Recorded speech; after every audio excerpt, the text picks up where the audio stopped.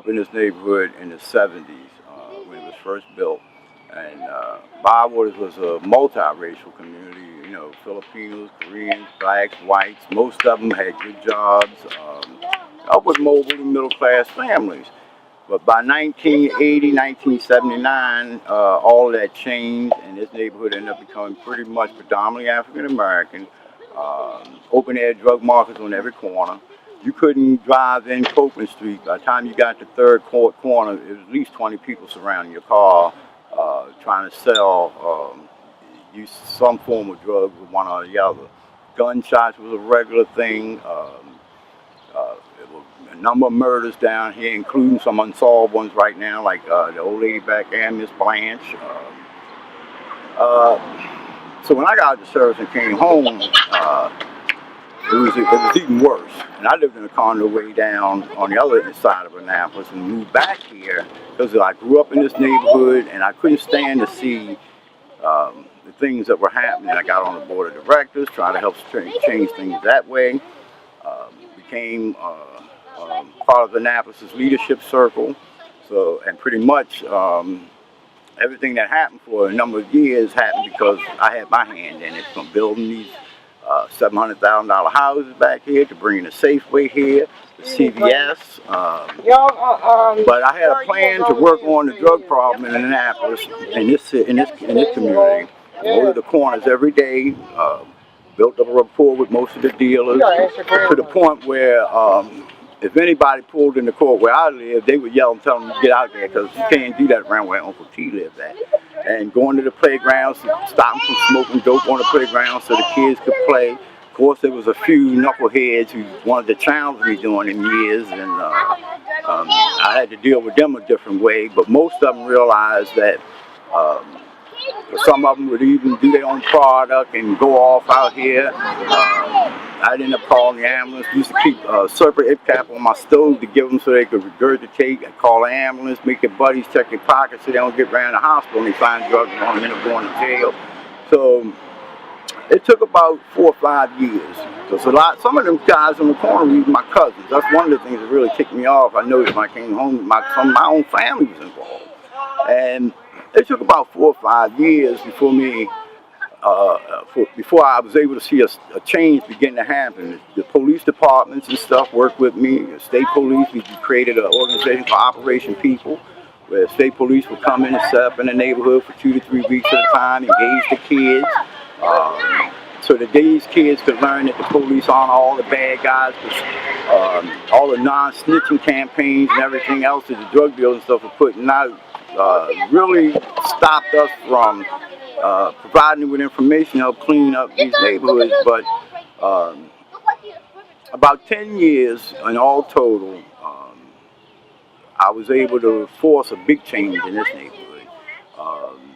So we no longer had people hanging out on the corners anymore. There was still some drugs being sold, but they made sure that it was out of sight, you know, and they moved. Most of them moved to other neighborhoods. So Bywater became one of the better communities in the city of Annapolis, because the city of Annapolis has the highest number of public housing units per capita in any place in the country.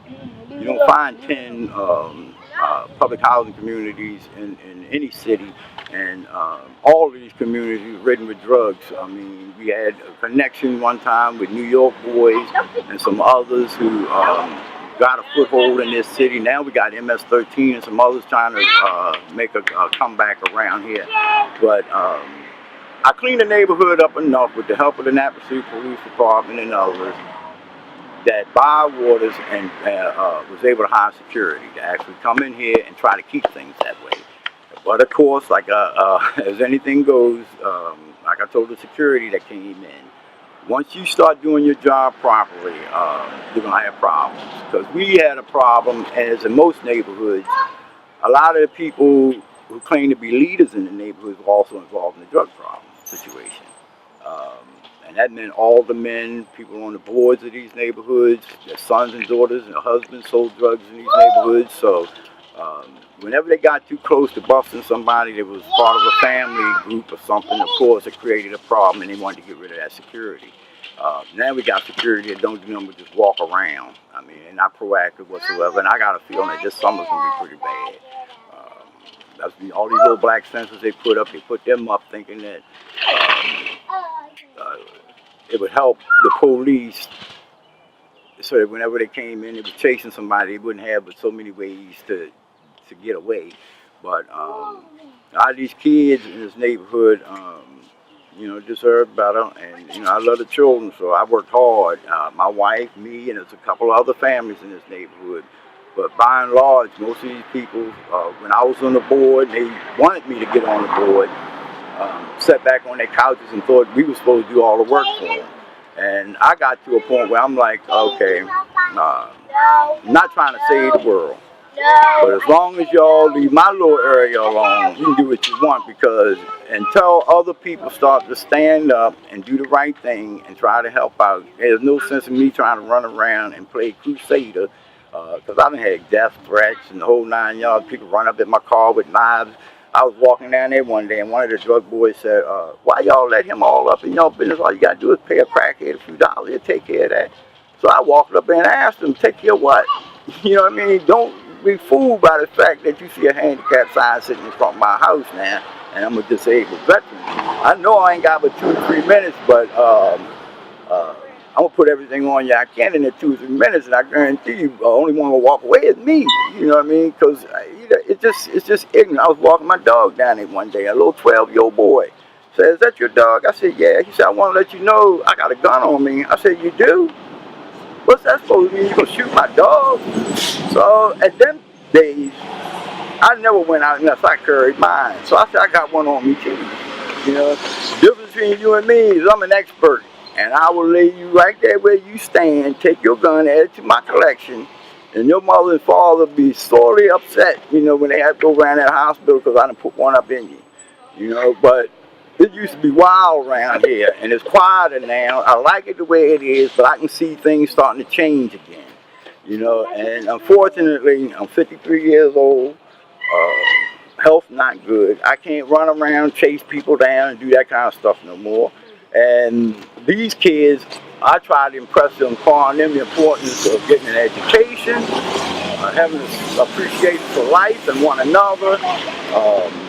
Because we've even had brothers fight down here so hard that they was on the verge of killing one another.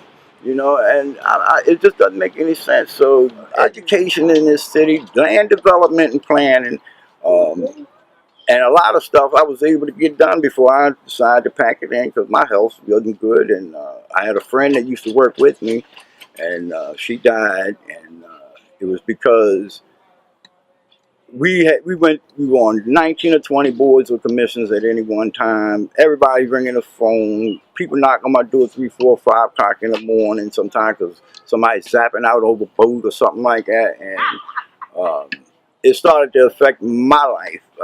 Because, you know, I have friends like Tavis Smiley and Quasi and Fume and other big shots out here like Dr. Cornell West and folks like that who sit on CNN and talk about these neighborhoods, but they haven't experienced these communities from a real community activist standpoint. You know what I mean? The girl back there, pregnant, going into labor.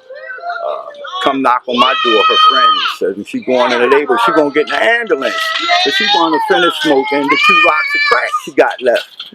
So I run down the house. I'm telling her, you got to get in this ambulance, girl. Your baby is coming. You heard about that crack cocaine occurring on. Come on now. Baby crowning and everything. So when you're involved in that, or people start shooting and you have to go around there, because one of my friends, son's friends, got shot back and murdered.